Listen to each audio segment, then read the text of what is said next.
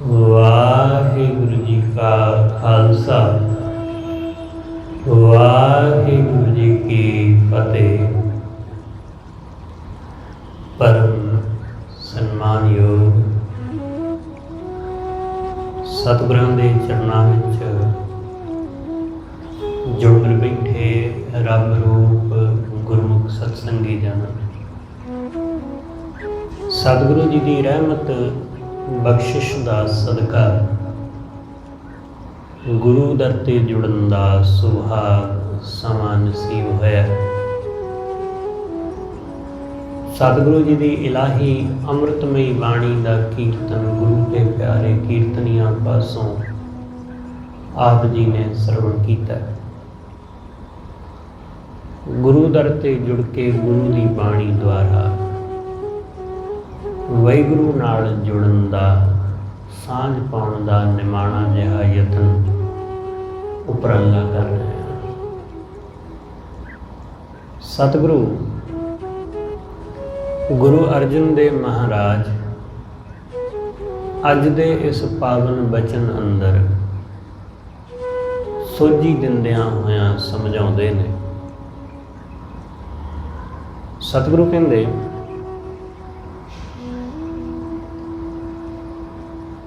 ਕਿ ਜਿਨ੍ਹਾਂ ਨੇ ਵਾਹਿਗੁਰੂ ਦੇ ਨਾਮ ਨਾਲ ਜੁੜ ਕੇ ਆਪਣੇ ਸੁੱਤੇ ਹੋਏ ਮਨ ਨੂੰ ਜਗਾ ਲਿਆ, ਜਿਹੜੇ ਮਾਇਆ ਦੀ ਨੀਂਦ ਵਿੱਚੋਂ ਜਾਗ ਉੱਠੇ, ਉਹ ਬੰਦੇ ਵੱਡਿਆਂ ਭਾਗਾਂ ਵਾਲੇ ਨੇ। ਸਤਿਗੁਰੂ ਕਹਿੰਦੇ ਅਨ ਦਿਨ ਜਾਗਿਆ ਹਾਂ ਨਾਨਕ ਵੱਡ ਭਾਗਿਆ ਮੇਰੇ ਮਨਾ। ਹੇ ਮੇਰੇ ਮਨ, ਉਹ ਲੋਕ ਵੱਡਿਆਂ ਭਾਗਾਂ ਵਾਲੇ ਨੇ ਜਿਹੜੇ ਮਾਇਆ ਦੇ ਵਿੱਚੋਂ ਜਾਗ ਪਏ, ਜਿਨ੍ਹਾਂ ਨੂੰ ਸੱਚ ਨਜ਼ਰ ਆ ਗਿਆ, ਜਿਨ੍ਹਾਂ ਨੂੰ ਦਿਸ ਪਿਆ ਕਿ ਇਹ ਸੰਸਾਰ ਮਾਇਆ ਹੈ, ਉਹ ਜਾਗ ਪਏ। ਜਿਨ੍ਹਾਂ ਨੂੰ ਦਿਸ ਪਿਆ ਕਿ ਜੋ ਮੈਂ ਦੇਖ ਰਿਹਾ ਉਹ ਸੁਪਨਾ ਹੈ, ਹੋਸ਼ ਆ ਗਿਆ। ਤੁਸੀਂ ਨੀਂਦ ਵਿੱਚ ਸੁਪਨਾ ਵੇਖਦੇ ਹੋ, ਸੁਪਨਾ ਵੇਖਦਿਆਂ ਵੇਖਦਿਆਂ ਜੇ ਇਹ ਕਿਤੇ ਖਿਆਲ ਆ ਜਾਏ ਕਿ ਇਹ ਸੁਪਨਾ ਹੈ, ਨੀਂਦ ਟੁੱਟ ਜਾਂਦੀ ਹੈ। ਵੈਸੇ ਖਿਆਲ ਆਉਂਦਾ ਨਹੀਂ, ਪਰ ਜੇ ਆ ਜਾਵੇ ਤਾਂ ਇਹ ਪੱਕੀ ਗੱਲ ਹੈ, ਤੁਸੀਂ ਸੁੱਤੇ ਨਹੀਂ ਰਹਿ ਸਕਦੇ। ਨੀਂਦ ਓਨੀ ਦੇਰ ਤੱਕ ਹੀ ਹੈ, ਸੁਪਨਾ ਓਨੀ ਦੇਰ ਤੱਕ ਹੀ ਹੈ ਜਿੰਨੀ ਦੇਰ ਤੱਕ ਉਹਦੇ ਝੂਠੇ ਹੋਣ ਦਾ ਪਤਾ ਨਹੀਂ ਲੱਗਦਾ। ਜਿਸ ਵਕਤ ਪਤਾ ਲੱਗ ਜਾਏ ਕਿ ਝੂਠ ਹੈ, ਉਸ ਵਕਤ ਜਾਗ ਪੈਂਦਾ ਹੈ ਆਦਮੀ। ਸਤਿਗੁਰੂ ਕਹਿੰਦੇ ਇਹ ਸੰਸਾਰ, ਇਹ ਮਾਇਆ ਜਿਨ੍ਹਾਂ ਵਿੱਚ ਅਸੀਂ ਉਲਝੇ ਹਾਂ, ਜਿਨ੍ਹਾਂ ਤੋਂ ਬਿਨਾਂ ਇੰਜ ਲੱਗਦਾ ਹੈ ਕਿ ਸ਼ਾਇਦ ਜੀਵਨ ਹੈ ਹੀ ਨਹੀਂ। ਇਹ ਪੈਸਾ, ਇਹ ਰੂਪ ਰੰਗ, ਇਹ ਵਾਸਨਾਵਾਂ, ਵਿਕਾਰ, ਰੁਤਬੇ, ਅਹੁਦੇ, ਮਾਣ, ਵਡਿਆਈ, ਇਹਨਾਂ ਤੋਂ ਬਿਨਾਂ ਅਸੀਂ ਜੀਵਨ ਦੀ ਕਲਪਨਾ ਵੀ ਨਹੀਂ ਕਰ ਪਾਉਂਦੇ। ਅਸੀਂ ਇਹਨਾਂ ਤੋਂ ਬਿਨਾਂ ਜੀਵਨ ਨੂੰ ਸੋਚਦੇ ਵੀ ਨਹੀਂ ਕਿ ਇਹਨਾਂ ਚੀਜ਼ਾਂ ਤੋਂ ਬਿਨਾਂ ਜੀਵਨ ਹੋਵੇਗਾ ਕਿਵੇਂ, ਕਿਉਂਕਿ ਅਸੀਂ ਇਹਨਾਂ ਵਿੱਚ ਹੀ ਸਾਰਾ ਜੀਵਨ ਉਲਝੇ ਰਹਿੰਦੇ ਹਾਂ। ਕਿਉਂਕਿ ਐਸੀ ਨੀਂਦ ਹੈ ਮਾਇਆ ਦੀ, ਇਹੀ ਸੱਚ ਲੱਗ ਰਿਹਾ ਹੈ, ਇਹੀ ਅਸਲ ਲੱਗ ਰਿਹਾ ਹੈ। ਸਤਿਗੁਰੂ ਕਹਿੰਦੇ ਜਿਸ ਦਿਨ ਹੋਸ਼ ਆਉਂਦਾ ਹੈ, ਜਿਸ ਦਿਨ ਜਾਗਰਤੀ ਆਉਂਦੀ ਹੈ, ਬੰਦਾ ਇਹਨਾਂ ਸਭ ਚੀਜ਼ਾਂ ਵਿੱਚੋਂ ਨਿਕਲ ਜਾਂਦਾ ਹੈ। ਇਹਦੇ ਵਿੱਚ ਬੈਠਾ ਬੈਠਾ ਹੀ ਇਹਦੇ ਤੋਂ ਮੁਕਤ ਹੋ ਜਾਂਦਾ ਹੈ। ਤਿਆਗਣ ਦਾ ਮਤਲਬ ਇਹੀ ਹੈ ਕਿ ਉਹਦੇ ਵਿੱਚ ਰਹਿ ਕੇ ਹੀ ਉਸ ਚੀਜ਼ ਨੂੰ ਤਿਆਗ ਦੇਣਾ, ਮੋਹ ਦੇ ਵਿੱਚ ਰਹਿ ਕੇ ਮੋਹ ਤੋਂ ਮੁਕਤ ਹੋ ਜਾਣਾ, ਪੈਸੇ ਦੇ ਵਿੱਚ ਰਹਿ ਕੇ ਲੋਭ ਤੋਂ ਮੁਕਤ ਹੋਣਾ, ਪੈਸੇ ਤੋਂ ਦੂਰ ਜਾ ਕੇ ਲੋਭ ਤੋਂ ਮੁਕਤ ਨਹੀਂ ਕਦੇ ਹੋਇਆ ਜਾਂਦਾ, ਪਰਿਵਾਰ ਤੋਂ ਦੂਰ ਜਾ ਕੇ ਮੋਹ ਤੋਂ ਕਿਵੇਂ ਮੁਕਤ ਹੋਵੋਗੇ। ये कुदरती है, सुभाविक है कि जिहड़ी चीज़ तो असी दूर जाते हैं उही चीज़ सानू बार बार सताउंदी है ते चेते आउंदी है। ये कुदरती है, ऐसा होवेगा ही। इसलिए जदों असी सब कासे दे विच रहिंदे आ, फिर उहदे तो मुक्त होण दा, उस मोह तो मुक्त होण दा आहार लभदा है, उहदे तो दूर जाके नहीं। सतगुरु समझाउंदे, सतगुरु कहंदे जिहड़े मोह तो जाग पए, जिहड़े क्रोध तो जाग पए, जिहड़े लोभ तो जाग पए, ਵੱਡਿਆਂ ਭਾਗਾਂ वाले ਉਹੀ ने, ਉਹੀ ਵਡਭਾਗੀ ने। ਅਸੀਂ ਹੋਰਨਾਂ ਨੂੰ ਵੱਡਿਆਂ ਭਾਗਾਂ ਵਾਲੇ ਸਮਝਦੇ ਹਾਂ। ਕਿਹਨਾਂ ਨੂੰ? ਉਹਨਾਂ ਨੂੰ ਜਿਨ੍ਹਾਂ ਨੇ ਬਹੁਤ ਪੈਸਾ ਹਾਸਲ ਕਰ ਲਿਆ, ਜਿਨ੍ਹਾਂ ਨੇ ਬਹੁਤ ਦੌਲਤ ਇਕੱਠੀ ਕਰ ਲਈ। ਬੰਦਾ ਕਈ ਵਾਰੀ ਸੋਚਦਾ ਹੈ, ਤੁਸੀਂ ਵੀ ਹੋ ਸਕਦਾ ਕਦੇ ਸੋਚਿਆ ਹੋਵੇ ਆਪਣੇ ਕਿਸੇ ਰਿਸ਼ਤੇਦਾਰ ਬਾਰੇ, ਆਪਣੇ ਕਿਸੇ ਆਂਢੀ ਗੁਆਂਢੀ ਬਾਰੇ, ਆਲੇ ਦੁਆਲੇ ਕਿਸੇ ਬੰਦੇ ਬਾਰੇ, ਕਿ ਮੈਂ ਉਹਨੂੰ ਬਚਪਨ ਤੋਂ ਜਾਣਦਾ, ਕੁਛ ਵੀ ਨਹੀਂ ਸੀ ਉਹਦੇ ਕੋਲ,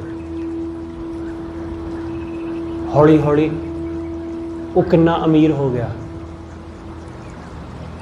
ਟੁੱਟਾ ਜਿਹਾ ਘਰ ਹੁੰਦਾ ਸੀ ਉਹਦਾ, ਹੁਣ ਦੇਖੋ ਕਿੱਡਾ ਮਹਿਲ ਛੱਤਿਆ ਹੋਇਆ।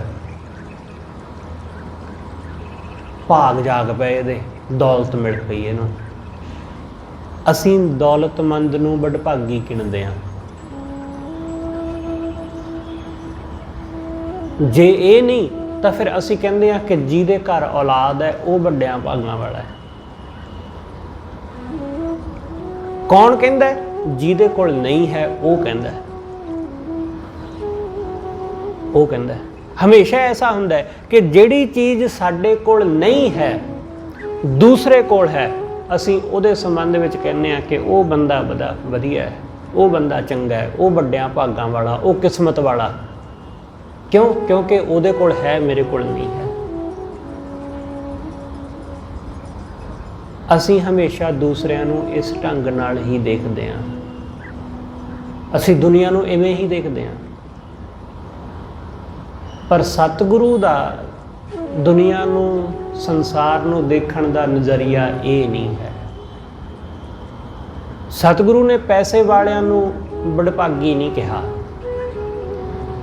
ਸਤਿਗੁਰੂ ਨੇ ਧੀਆਂ ਪੁੱਤਾਂ ਵਾਲਿਆਂ ਨੂੰ ਵਡਭਾਗੀ ਨਹੀਂ ਕਿਹਾ। ਸਤਿਗੁਰੂ ਨੇ ਜਿਨ੍ਹਾਂ ਦੇ ਕੋਲ ਬਹੁਤ ਵੱਡੇ ਰੁਤਬੇ ਅਹੁਦੇ ਨੇ ਉਹਨਾਂ ਨੂੰ ਵਡਭਾਗੀ ਨਹੀਂ ਕਿਹਾ। ਰਾਜਿਆਂ ਮਹਾਰਾਜਿਆਂ ਨੂੰ ਵਡਭਾਗੀ ਨਹੀਂ ਕਿਹਾ।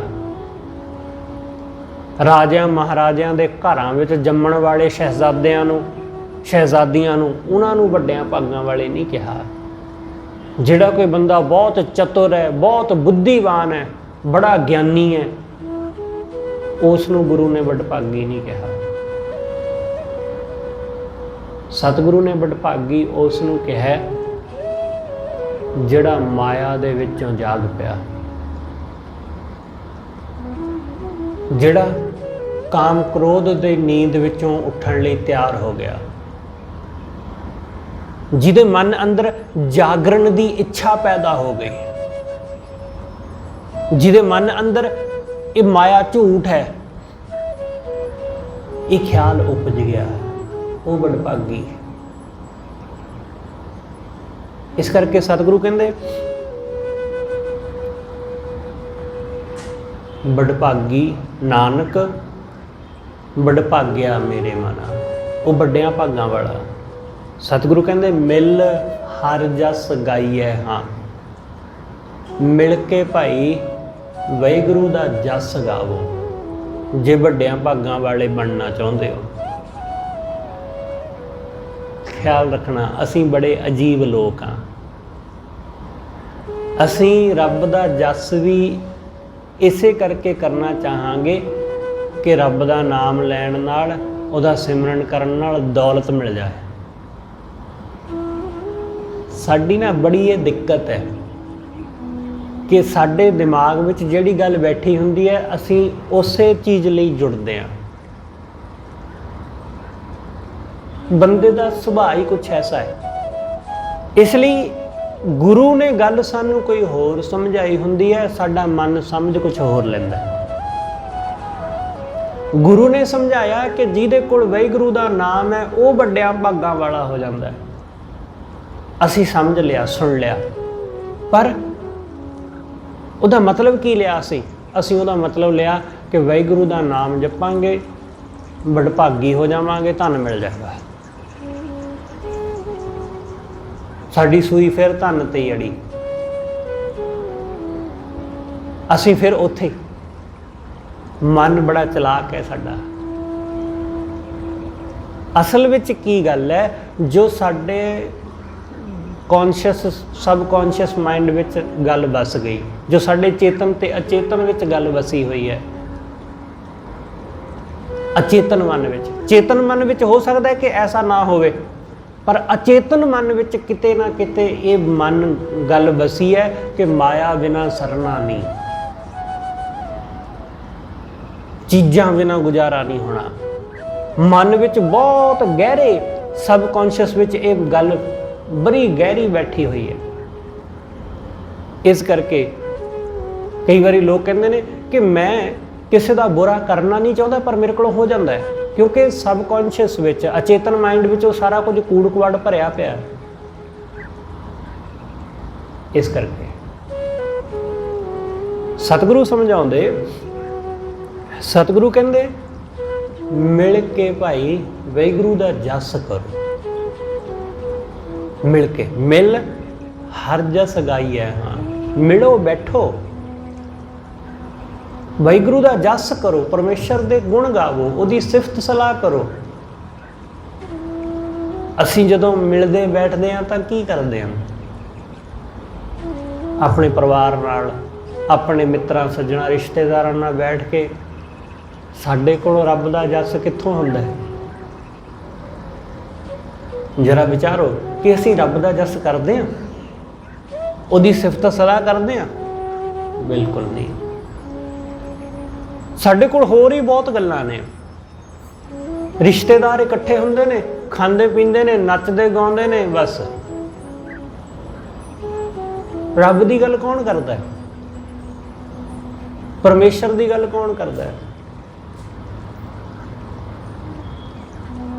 ਤੁਸੀਂ ਆਪਣੇ ਘਰ ਵਿੱਚ ਪਾਠ ਕਰਾਇਆ, ਆਪਣੇ ਰਿਸ਼ਤੇਦਾਰਾਂ ਨੂੰ ਸੱਦਿਆ, ਗੌਰ ਕਰਿਓ, ਕਿਸੇ ਰਿਸ਼ਤੇਦਾਰ ਦੀ ਤੁਹਾਡੇ ਕਰਾਏ ਗਏ ਪਾਠ ਵਿੱਚ ਕੋਈ ਦਿਲਚਸਪੀ ਨਹੀਂ। ਜੇ ਹੈ ਤਾਂ ਮੈਨੂੰ ਦੱਸਿਓ। ਕਿਸੇ ਰਿਸ਼ਤੇਦਾਰ ਦੀ, ਕਿਸੇ ਆਂਢੀ ਗੁਆਂਢੀ ਦੀ ਕੋਈ ਦਿਲਚਸਪੀ ਨਹੀਂ।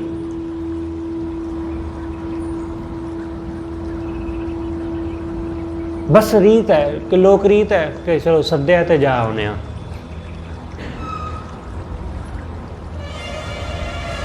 ਸਾਡੀ ਦਿਲਚਸਪੀ ਕੀ ਹੈ? ਬੰਦਿਆਂ ਦੀ, ਲੋਕਾਂ ਦੀ, ਰਿਸ਼ਤੇਦਾਰਾਂ ਦੀ ਦਿਲਚਸਪੀ ਕੀ? ਖਾਣਾ ਪੀਣਾ, ਬਸ ਬਹਾਨੇ ਨਾਲ ਮਿਲ ਆਵਾਂਗੇ, ਚਲੋ ਗੱਲ ਖਤਮ, ਬਸ, ਹੋਰ ਕੁਝ ਵੀ ਨਹੀਂ। ਵਾਹਿਗੁਰੂ ਨਾਲ ਜੁੜਨ ਦੀ, ਜਾਂ ਉੱਥੇ ਜੋ ਪਾਠ ਹੋ ਰਿਹਾ ਉਹਦੇ ਰਾਹੀਂ ਕਿਤੇ ਅਸੀਂ ਵਾਹਿਗੁਰੂ ਨਾਲ ਜੁੜ ਜਾਈਏ, ਸਾਡੀ ਉਹਦੇ ਨਾਲ ਕੋਈ ਸਾਂਝ ਪੈ ਜਾਏ, ਐਸੀ ਕਿਸੇ ਦੀ ਕੋਈ ਦਿਲਚਸਪੀ ਨਹੀਂ ਹੁੰਦੀ। ਐਸਾ ਆਪਣੇ ਮਨ ਵਿੱਚ ਕੋਈ ਲੈ ਕੇ ਆਉਂਦਾ ਹੀ ਨਹੀਂ। ਇਸ ਕਰਕੇ ਮੈਂ ਅਕਸਰ ਕਹਿੰਦਾ ਵਾਂ ਕਿ ਅੱਜ ਦੇ ਸਮੇਂ ਵਿੱਚ ਧਾਰਮਿਕ ਕਰਮ ਦਿਖਾਵਾ ਬਣ ਕੇ ਰਹਿ ਗਏ ਨੇ। ਕਰਨ ਕਰਾਉਣ ਵਾਲੇ ਲੋਕ ਉਹ ਸਿਰਫ ਦਿਖਾਵੇ ਤੋਂ ਵੱਧ ਕੇ ਹੋਰ ਕੁਝ ਨਹੀਂ। ਸਤਿਗੁਰੂ ਕਹਿੰਦੇ ਮਿਲ ਕੇ ਬੈਠੇ ਹੋ ਨਾ ਤਾਂ ਖਾਣ ਪੀਣ ਵੱਲ ਨੂੰ ਧਿਆਨ ਨਾ ਹੋਵੇ, ਧਿਆਨ ਉਸ ਵਾਹਿਗੁਰੂ ਵੱਲ ਨੂੰ, ਉਸ ਪਰਮੇਸ਼ਰ ਵੱਲ ਨੂੰ। ਖਾਣਾ ਪੀਣਾ ਤਾਂ ਹੋ ਹੀ ਜਾਵੇਗਾ, ਜਿਵੇਂ ਹੀ ਸਮਾਪਤੀ ਹੋਵੇਗੀ ਲੰਗਰ ਹੋ ਹੀ ਜਾਏਗਾ, ਖਾਣ ਪੀਣ ਹੋ ਹੀ ਜਾਵੇਗਾ। ਉਹ ਤਾਂ ਐਡੀ ਕੋਈ ਗੱਲ ਹੈ ਹੀ ਨਹੀਂ, ਐਡਾ ਮਸਲਾ ਹੀ ਨਹੀਂ ਹੈ।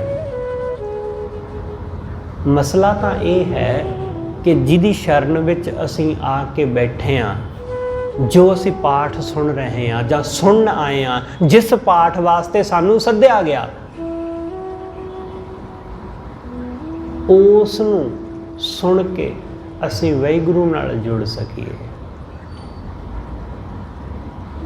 ਉਹਦੇ ਨਾਲ ਸਾਡੀ ਸਾਂਝ ਪੈ ਜਾਵੇ।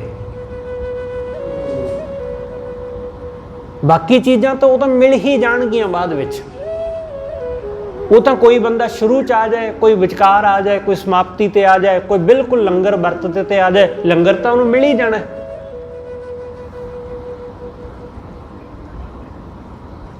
ਉਹ ਤਾਂ ਬਾਹਰ ਆਇਆ ਮੰਗਣ ਵਾਲਾ, ਉਹਨੂੰ ਵੀ ਮਿਲ ਜਾਂਦਾ ਹੈ। ਉਹ ਤਾਂ ਉਹਨੂੰ ਵੀ ਮਿਲ ਜਾਏਗਾ, ਮੰਗਤੇ ਨੂੰ ਵੀ ਮਿਲ ਜਾਏਗਾ। ਕਿ ਅਸੀਂ ਮੰਗਤਿਆਂ ਨੂੰ ਵੀ ਗਏ ਗੁਜ਼ਰੇ ਹਾਂ, ਸਿਰਫ ਲੰਗਰ ਤੱਕ ਹੀ ਸੀਮਤ ਆ।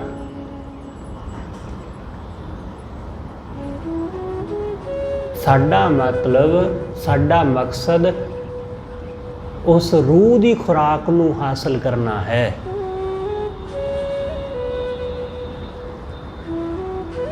ਕਿ ਰੂਹ ਦੀ ਖੁਰਾਕ ਜੋ ਉਹਦੇ ਪਾਠ ਵਿੱਚ ਦੱਸੀ ਜਾ ਰਹੀ ਹੈ, ਜੋ ਕੀਰਤਨ ਵਿੱਚ ਦੱਸੀ ਜਾ ਰਹੀ ਹੈ, ਜੋ ਕਥਾ ਵਿੱਚ ਸਮਝਾਈ ਜਾ ਰਹੀ ਹੈ, ਰੂਹ ਦੀ ਖੁਰਾਕ। ਉਸ ਖੁਰਾਕ ਤੋਂ ਬਿਨਾਂ ਸਾਡਾ ਜੀਵਨ ਬੇਅਰਥ ਹੈ। ਜਿਵੇਂ ਖੁਰਾਕ ਤੋਂ ਬਿਨਾਂ, ਭੋਜਨ ਤੋਂ ਬਿਨਾਂ ਜੀਵਨ ਖਤਮ, ਉਸ ਵਾਹਿਗੁਰੂ ਦੇ ਨਾਮ ਦੀ ਖੁਰਾਕ ਤੋਂ ਬਿਨਾਂ ਜੀਵਨ ਖਤਮ ਹੈ। ਇਸ ਲਈ ਸਤਿਗੁਰੂ ਕਹਿੰਦੇ ਮਿਲ ਹਰ ਜਸ ਗਾਈਐ। ਹਾਂ, ਜਦੋਂ ਮਿਲੋ ਬੈਠੋ ਤਾਂ ਵਾਹਿਗੁਰੂ ਦਾ ਜਸ ਕਰੋ, ਪਰਮਾਤਮਾ ਦੀ ਸਿਫਤ ਸਲਾਹ ਕਰੋ। ਮੈਂ ਬਹੁਤ ਦਫਾ ਐਸਾ ਸੁਣਿਆ ਤੇ ਵੇਖਿਆ ਕਿ ਜੇ ਕਿਸੇ ਬੰਦੇ ਨੇ ਕੋਈ ਪਾਠ ਕਰਾਇਆ ਨਾ, ਤਾਂ ਉਹਨੇ ਖਾਣ ਪੀਣ ਦਾ ਬਹੁਤਾ ਬੰਦੋਬਸਤ ਨਹੀਂ ਕੀਤਾ, ਮਾਮੂਲੀ ਜਿਹਾ ਕੀਤਾ, ਤਾਂ ਲੋਕ ਬਾਅਦ ਵਿੱਚ 100 ਗੱਲਾਂ ਕਰਦੇ ਨੇ ਆਪਣੇ ਘਰ ਆ ਕੇ।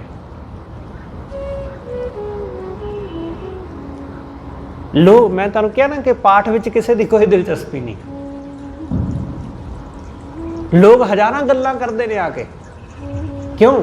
ਜੇ ਉਹਨਾਂ ਨੂੰ ਪੁੱਛੋ ਕਿ ਭਾਈ ਕਿ ਤੁਸੀਂ ਖਾਣ ਪੀਣ ਹੀ ਗਏ ਸੀ, ਨਹੀਂ ਅਸੀਂ ਖਾਣ ਪੀਣ ਨਹੀਂ, ਤਾਂ ਚਲੋ ਪਾਠ ਵੀ ਸੁਣ ਲਾਂਗੇ। ਉਹ ਤਾਂ ਬਹਾਨਾ ਹੈ, ਸਿਰਫ ਮੇਨ ਮਕਸਦ ਤਾਂ ਸਾਡਾ ਖਾਣਾ ਪੀਣਾ ਹੀ ਸੀ। ਇਸ ਲਈ ਇਹਨਾਂ ਪਖੰਡਾਂ, ਇਹਨਾਂ ਕਰਮ ਕਾਂਡਾਂ ਵਿੱਚੋਂ ਨਿਕਲੀ, ਇਹਨਾਂ 'ਚ ਕੁਛ ਨਹੀਂ ਹੈ। ਜੋ ਗੱਲ, ਕਿਉਂਕਿ ਖਾਣ ਪੀਣ ਤਾਂ ਸਾਡਾ ਘਰ ਵਿੱਚ ਵੀ ਹੋ ਜਾਏਗਾ। ਖਾਣ ਪੀਣ ਸਾਡਾ, ਸਭ ਤੋਂ ਵਧੀਆ ਰੋਟੀ ਸਾਡੀ ਆਪ ਦੇ ਘਰ ਵਿੱਚ ਹੁੰਦੀ ਹੈ। ਉਹਦੇ ਵਰਗੀ ਰੀਸ ਦੁਨੀਆ ਵਿੱਚ ਕਿਤੇ ਨਹੀਂ ਹੈ। ਪਰ ਤੁਹਾਡੇ ਘਰ ਵਿੱਚ ਜ਼ਰੂਰੀ ਨਹੀਂ ਹੈ ਕਿ ਰੋਜ਼ ਸੰਗਤ ਹੋ ਸਕੇ, ਜ਼ਰੂਰੀ ਨਹੀਂ ਹੈ ਕਿ ਉੱਥੇ ਕੀਰਤਨ ਵੀ ਹੋ ਸਕੇ। ਇਸ ਲਈ ਕੀਰਤਨ ਜਾਂ ਸੰਗਤ ਉਹ ਜਿੱਥੇ ਹੈ, ਉਹ ਸਿਰਫ ਕੀਰਤਨ ਜਾਂ ਸੰਗਤ ਕਰਕੇ ਹੀ ਜਾਣਾ, ਬਸ ਖਾਣ ਪੀਣ ਦੀ ਦਿਲਚਸਪੀ ਨਾਲ ਨਾ ਜਾਣਾ। ਮਨ ਨੂੰ ਚਸਕਾ ਲੱਗਾ ਹੋਇਆ ਖਾਣ ਪੀਣ ਦਾ, ਮਨ ਨੂੰ ਖਾਣ ਪੀਣ ਦਾ ਹੀ ਹੈ। ਇਸ ਲਈ ਸਾਡਾ ਉੱਥੇ ਜਾਣਾ ਬੇਕਾਰ ਹੋ ਜਾਂਦਾ ਹੈ।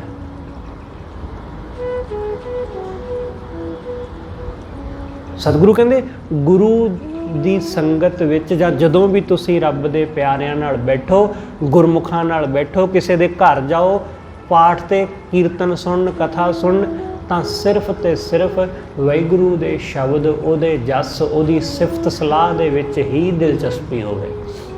ਉਹਦਾ ਹੀ ਰਸ ਮਾਣੋ, ਉਹਦਾ ਹੀ ਆਨੰਦ ਮਾਣੋ। ਸਤਿਗੁਰੂ ਕਹਿੰਦੇ ਮਿਲ ਹਰ ਜਸ ਗਾਈਐ। ਹਾਂ, ਮਿਲ ਕੇ ਵਾਹਿਗੁਰੂ ਦਾ ਜਸ ਗਾਵੋ, ਮਿਲ ਕੇ ਉਸ ਪਰਮਾਤਮਾ ਦੀ ਸਿਫਤ ਸਲਾਹ ਕਰੋ। ਪਰਮ ਪਦ ਪਾਈਐ। ਹਾਂ, ਜਿਹੜੇ ਇਸ ਤਰ੍ਹਾਂ ਮਿਲ ਕੇ ਵਾਹਿਗੁਰੂ ਦਾ ਜਸ ਗਾਉਂਦੇ ਨੇ, ਉਹ ਪਰਮ ਪਦ ਪ੍ਰਾਪਤ ਕਰ ਲੈਂਦੇ ਨੇ। ਉਹਨਾਂ ਨੂੰ ਸ੍ਰੇਸ਼ਟਤਮ, ਉੱਤਮ ਦਰਜਾ ਹਾਸਲ ਹੋ ਜਾਂਦਾ। ਸਭ ਤੋਂ ਉੱਤਮ ਪਰਮ, ਪਰਮ ਮਤਲਬ ਸਭ ਤੋਂ ਉੱਤਮ। ਉਹਦੇ ਵਰਗਾ ਕੋਈ ਹੋਰ ਅਹੁਦਾ, ਉਹਦੇ ਵਰਗਾ ਕੋਈ ਹੋਰ ਪਦ ਹੈ ਹੀ ਨਹੀਂ। ਉਹਦਾ ਜਸ ਗਾਵੋ, ਫਿਰ ਮਿਲੇਗਾ। ਪਰਮ ਪਦ ਪਾਈਐ। ਹਾਂ, ਉਹ ਰਸ ਜੋ ਵਿਦੇ। ਹਾਂ, ਸਤਿਗੁਰੂ ਕਹਿੰਦੇ ਜਿਹਨੂੰ ਵਾਹਿਗੁਰੂ ਦੇ ਨਾਮ ਦਾ ਰਸ ਆ ਗਿਆ, ਤੇ ਜਿਹੜਾ ਉਸ ਰਸ ਵਿੱਚ ਵਿੱਝ ਗਿਆ, ਬਿੰਨ ਗਿਆ ਉਸ ਰਸ ਵਿੱਚ, ਉਹ ਉਸ ਤੋਂ ਘੱਟ ਵਿੱਚ ਫਿਰ ਰਾਜ਼ੀ ਨਹੀਂ ਹੁੰਦਾ। ਜਿਵੇਂ ਤੁਸੀਂ ਕੋਈ ਸਵਾਦਿਸ਼ਟ ਚੀਜ਼ ਖਾਓ, ਬਹੁਤ ਸਵਾਦ, ਬਹੁਤ ਵਧੀਆ ਤੁਹਾਡੇ ਘਰ ਵਿੱਚ ਕੋਈ ਬਣੀ, ਹੁਣ ਤੁਹਾਡੇ ਦਿਮਾਗ ਨੇ उस चीज़ नूं अपने, उस स्वाद नूं अपने मन अंदर बिठा लिया। हुण जदों उस तो घट स्वाद कोई चीज़ बनती है तो तुसीं राजी नहीं हुंदे उस गल नाल। तुसीं कहंदे हो अपनी घरवाली नूं जां अपने घर दे नौकर नूं कि जिहो जी फलाणे दिन चीज़ बनी सी ना, वो जिहा स्वाद नहीं आ रहा अज। सब्जी उही है, चीज़ां उही ने, बनाउण वाला भी तू उही है, पर वो वाला रस नहीं आ रहा हुण जिहड़ा उस दिन सी, क्योंकि वो साडे दिमाग विच बैठ गया। जिन्हां दे दिमाग विच, मन विच वाहिगुरू दे नाम दा रस बह गया, वो माया दे पदार्थां दे विच नहीं फिर विझदे। वो फिर राजी नहीं हुंदे उन्हां नाल, क्योंकि रस सब तो उत्तम रस मिल गया, सब तो श्रेष्ठ। वो फिर हेठले पासे नीवें पद्धर ते, हेठले तल ते जांदे ही नहीं, मन राजी नहीं हुंदा उहदे नाल। सतगुरु कहंदे ओआ रस जो विदे हाँ, जिहड़ा उस नाम रस विच विझ गया, ताको सगल सिद्धे हाँ, उन्होंने सब सिद्धि मिल गई। वो सिद्ध हो गया, सफल हो गया। इसलिए रस आउण लग जावे तुहानूं कीर्तन विचों, कथा विचों, पाठ विचों, सिमरन विचों, सेवा विचों जदों स्वाद आउण लग गया, जदों रस आउण लग गया, तो समझना कि हुण बहुती देर नहीं, हुण बस सफल होने वाले ही हाँ, हुण सिद्धि मिलने वाली ही है। असी सिद्ध तां ही हुंदे आ, असी सफल तां ही हुंदे तो रस आउण लग गया, स्वाद आउण लग गया। सतगुरु कहंदे ताको सगल सिद्धे हाँ, अन दिन जाग्या हाँ, जाग पिया अन दिन, हमेशा लई, हमेशा लई जागरण आ गया। हुण तुसीं सुत्ते हो चाहे जागदे, मन माया दी नींद विच नहीं सौंदा। जदों बंदा सुत्या होवे, चाहे वो जागदा होवे चाहे सुत्ता, वो विषयां विकारां विच उलझिया रहिंदा। जागदे नूं भी विषयां विकारां, कामनावां दे, काम वासना दे ख्याल आउंदे ने, सुपने विच भी उही ख्याल। ऐसा ही है ना कि जिहड़ियां चीज़ां दे सानूं दिने जागदियां ख्याल आउंदे ने, विचार आउंदे ने, रात नूं सुपने विच सानूं वो हासिल हो जांदियां। असी चाहुंदे हां कि कनेडा अमरीका चले जाइए, दिने नहीं जा पाते, रात नूं सुपने विच पहुंच जांदे हां। इसलिए सतगुरु समझाउंदे कि ये जिहड़ी नींद है विकारां दी, वासनावां दी, इस नींद विचों वो हमेशा लई जाग पिया। हुण उसनूं जागदियां भी माया दे सुपने नहीं आउंदे ते सुत्तियां भी माया दे सुपने नहीं आउंदे। गहरी नींद, जिस दिन तुहानूं सुपना नहीं आउंदा, जिस रात नूं तुहानूं सुपना नहीं आउंदा, उस दिन उस रात तुसी बहुत सौखी सुख दी नींद सौंदे हो। उस दिन भावें तुसी थोड़ा देर ही सोवो, अद्धा घंटा घंटा ही नींद आवे, पर गहरी नींद विच कदे सुपना नहीं हुंदा। हमेशा उपरली नींद विच, उपरों नींद है जिहड़ी उहदे विच सुपना होएगा, गहरे विच कदे सुपना नहीं हुंदा। ये चेते रखियो। हुण तो ख्याल करियो कि जिस दिन सुपना ना आवे, ये भी ख्याल रखना, कई बारी ऐसा हुंदा एक रात विच कई सुपने आउंदे ने, पर जिवें ही अख खुलदी है सब भुल जांदे ने, सब नाल दी नाल। नींद दे टुटदियां ही सब सुपने भुल गए, तो कई बार लगता है कि सुपना आया ही नहीं, पर ऐसा नहीं हुंदा। जिस दिन तुसी सौ के उठो तो अपने आप को बड़ा ताज़ा, बड़ा हल्का महसूस करो, तो बड़ी गहरी नींद आई होवे, उस दिन जानना कि कोई सुपना नहीं आया, बिल्कुल ताज़ा होके उठे। इसे तरह जिहड़े लोग माया दे सुपनियां तो उठ जाते हैं, जिहड़े माया दे सुपनियां तो मुक्त हो जाते हैं, उन्हां दे जीवन विच ताज़ापन आ जाता है, हल्कापन आ जाता है, वो माया दे बोझ हेठां दबदे नहीं। इसलिए माया दे सुपनियां तो मुक्त होना। माया बड़े सुपने दिखाती है सानू कि फलानी चीज़ मिल जाएगी, आ मिल जाएगा, फलानी थां चले जाएगा, आ हो जाएगा, फलानी नौकरी मिल जाएगी, ये हो जाएगा, ये कंपनी छड्ड के दूसरी कंपनी में चला जाएगा, आ मिल जाएगा। बड़े सुपने होंदे ने, इत्थों कनेडा चला जाएगा बड़ा सुखी बसेगा जाके, उत्थे कनेडा वाले का भी यही हाल है। इत्थों घर छड्ड के दूसरे घर रहन लग जावांगे, सुखी बसांगे, सब थां यही कुछ है। इसलिए माया हमेशा सुपने दिखाती रहिंदी बंदे नूं, अगां अगां, इस तो अगां, इस तो अगां, इस तो अगां, अगां अगां चलते रहंदे आ, टिका किते आउंदा ही नहीं। वो थां आउंदा ही नहीं जिस थां दा सुपना दिखाया जाता है। वो जगह मिलती नहीं किते, वो धरती ते किते जगह लभदी नहीं जिथे सुकून मिल सके। असीं देखते जरूर हाँ, तुसी बहुत सारिया वीडियो देखते होवोगे, कोई स्विट्जरलैंड दियाँ, कोई किसी देश दियाँ, कोई किसी देश दियाँ, कि बड़ा इलाका वधिया, बड़ा शांत, बड़ी साफ सफाई, उत्थे जाके मैं वसां ते किन्ना सुखी होवांगा। जिहड़े लोग उत्थे वसदे ने उन्हां नूं पुछ के देखो, वो भी यही कह रहे हैं, वो भी यही कह रहे हैं कि मैं किते होर जावां तां सुखी वसांगा। सतगुरु कहते जिहड़ा जाग पिया माया विचों, वो जिथे है उत्थे ही राजी हो गया, वो उत्थे सुखी वस गया। जिहड़ा सुत्ता पिया वो जिथे मर्जी होवे वो दुखी होवेगा। इसलिए सतगुरु कहते अन दिन जाग्या हाँ, जिहड़ा जाग पिया नानक बड़ भाग्या मेरे मना, वो बंदा बड़िया भागां वाला जिन्हों होश आ गया। जिहड़ा माया की नींद विचों जाग पिया बड़ भागी रहाओ। संत पग धोईए हाँ, सतगुरु कहते साधु दे चरनां नूं धो, साधु दे चरनां दी, गुरमुखां दे चरनां दी सेवा कर। संत पग धोईए हाँ, साधुआं दे चरनां दी सेवा करन नाल गुरमत खोई है, दुरमत खोई है हाँ, बंदे दी भैड़ी बुद्धि जिहड़ी है वो मिट जाती। साडी भैड़ी बुद्ध दा नाश गुरमुखां दी, सतगुरु दी सेवा करन नाल हुंदा है। संगत दे जोड़े झाड़ने शुरू कर देवो, मन दी मैल लथनी शुरू हो जाएगी। क्योंकि बड़ी निमरता, बड़ा नीवा होना पैंदा किसी दे जोड़े नूं हथ लाउण लई। जोड़े नूं हथ लाउण दा मतलब कोई दिखावा करना नहीं हुंदा है, जिवें ज़्यादातर लोग दिखावा जा करते हैं। नहीं, जोड़े झाड़न दा भाव है, कुछ भाव कि जोड़ियां दे झाड़न दे नाल नाल साडे मन नूं लगी हुई अहंकार दी धूड़ भी झड़ जावे।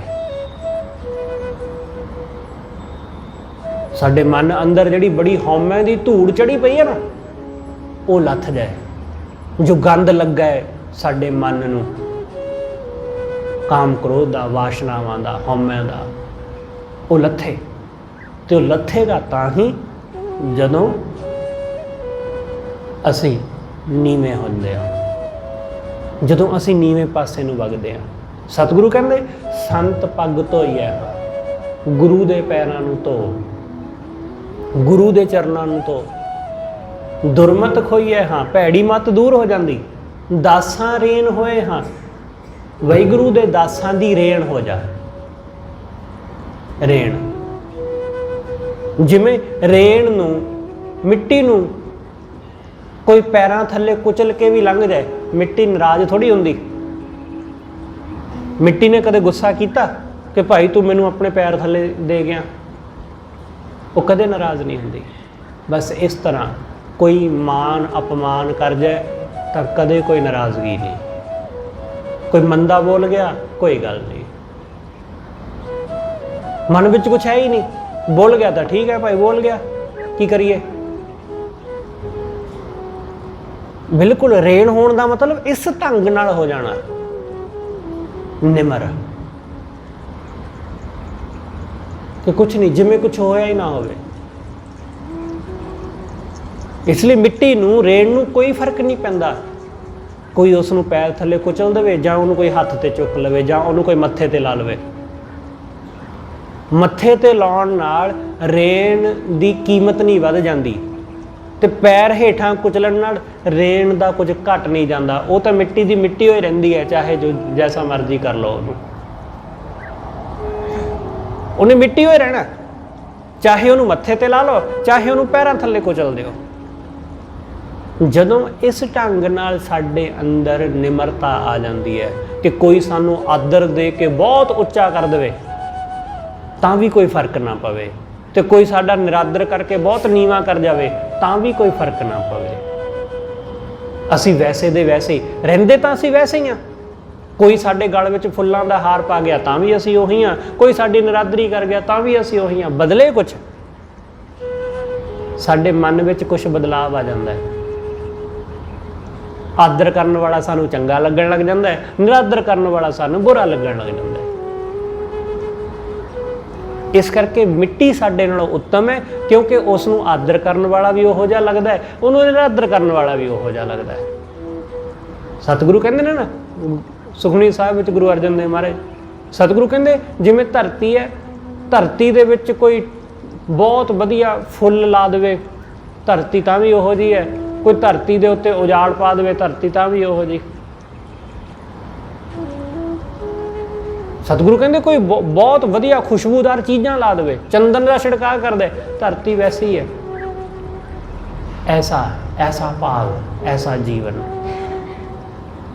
ਤਾਂ ਦੁਰਮਤ ਸਾਡੇ ਅੰਦਰੋਂ ਜਾਂਦੀ ਹੈ। ਦਾਸਾਂ ਰੇਨ ਹੋਏ ਹਾਂ, ਵਿਆਪੈ ਦੁੱਖ ਨਾ ਕੋਏ ਹਾਂ। ਸਤਿਗੁਰੂ ਕਹਿੰਦੇ ਕੋਈ ਦੁੱਖ ਨਹੀਂ ਵਿਆਪਦਾ ਫਿਰ ਜਦੋਂ ਅਸੀਂ ਸਭ ਦੇ ਚਰਨਾਂ ਦੀ ਰੇਣ ਜਾਣ ਲੈਂਦੇ ਹਾਂ, ਖੁਦ ਨੂੰ ਨਿਮਰਤਾ ਦੇ ਨਾਲ ਭਰ ਲੈਂਦੇ ਹਾਂ, ਫਿਰ ਕੋਈ ਦੁੱਖ ਨਹੀਂ ਵਿਆਪਦਾ। ਭਗਤਾਂ ਸਰਨ ਪਰ ਹਾਂ, ਭਗਤਾਂ ਦੀ, ਗੁਰਮੁਖਾਂ ਦੀ, ਰੱਬ ਦੇ ਪਿਆਰਿਆਂ ਦੀ ਸ਼ਰਨ ਵਿੱਚ ਪੈ। ਭਗਤਾਂ ਸ਼ਰਨ ਪਰ ਹਾਂ, ਜਨਮ ਨਾ ਕਦੇ ਮਰ ਹਾਂ। ਸਤਿਗੁਰੂ ਕਹਿੰਦੇ ਕਦੇ ਜੰਮਣ ਮਰਨ ਦੇ ਗੇੜ ਵਿੱਚ ਨਹੀਂ ਪੈਣਾ ਪਵੇਗਾ, ਜਨਮ ਮਰਨ ਵਿੱਚ ਕਦੇ ਨਹੀਂ ਉਲਝੇਗਾ।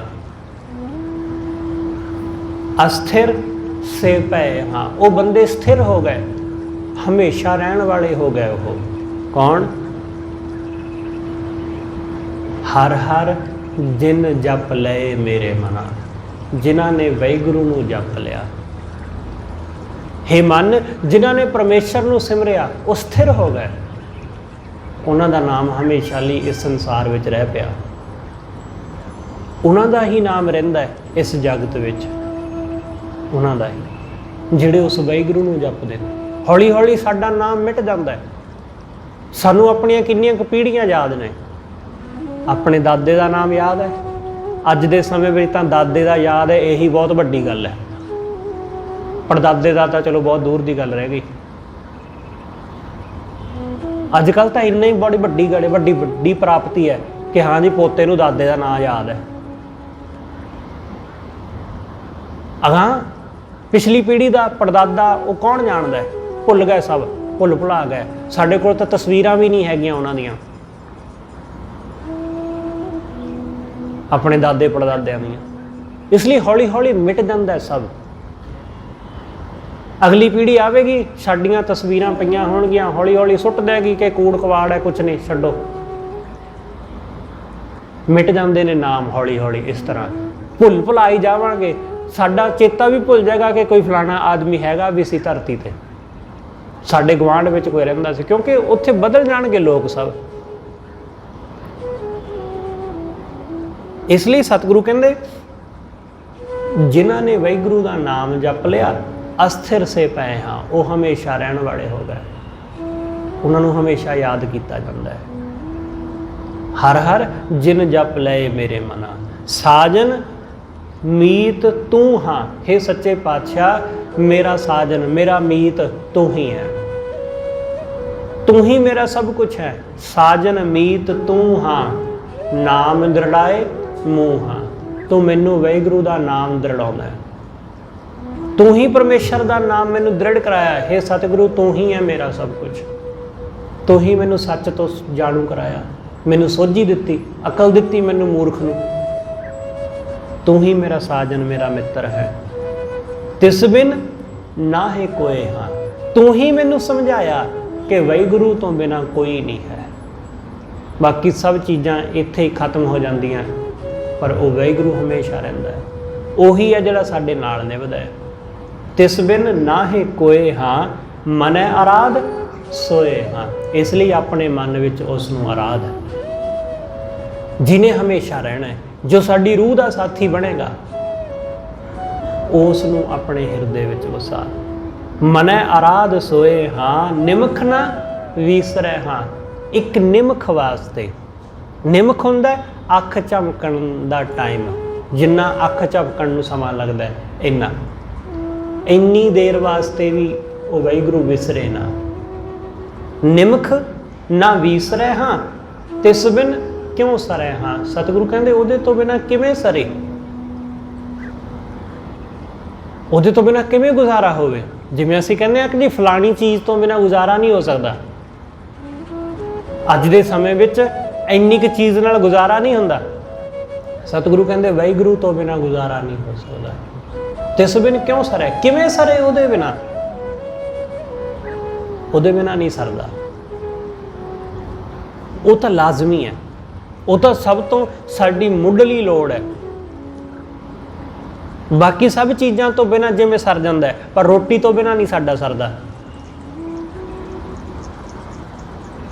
रोटी ना मिले असीं कहने कि चलो नहीं पानी तो मिलता है, पानी तो बिना नहीं सरदा। पानी ना मिले, हवा ऑक्सीजन, उहदे तो बिना साडा जमा ही नहीं सरदा। सतगुरु कहंदे वो वाहिगुरू तां साडे प्राणां दा भी आसरा है, उहदी वजह करके तां प्राण चलदे ने, इसलिए उहदे तो बिना सरदा नहीं। तिस बिन क्यों सरै हाँ, गुर को कुर्बान जाऊँ हाँ। मैं गुरु तो कुर्बान जाना वा, मैं गुरु तो सदके जाना। नानक जपे नाम मेरे मना। सतगुरु कहंदे मैं उसका नाम जपदा वां, मैं गुरु गुरु करदा, गुरु तो कुर्बान जाना, उहदा नाम जपदा। हे मेरे मन तू भी जप। साडी जुबान जपदी है, इसलिए अपने मन नूं भी कहो कि हे मन हर जपे नाम मेरे मना, तू भी जप, तू भी उस नाल जुड़। ये ना हो कि कल्ली जुबान सिमरदी रह जाए तो मन सिमरे ही ना, कल्ला साडा शरीर ही गुरु के चरणों में झुकदा रहे, मन झुके ही ना, ऐसा ना होवे। सतगुरु कहंदे हे मन उहदे गुण गा, उहनूं हमेशा सिमर, तां सुख होवेगा, तां ही तू वडभागी हो सकेगा जदों उहदे चरणों नाल जुड़ेगा। सतगुरु रहमत करे आपां सब तन करके मन करके अंतर आत्मा करके उस वाहिगुरू नाल जुड़ सकीए। होईयां भुल्लां दी खिमा सतगुरु जी अते आप सर्वत संगत बख्शण जो। भुल्लां ना चितारदे होए आखो जी वाहिगुरू जी का खालसा वाहिगुरू जी की फतेह।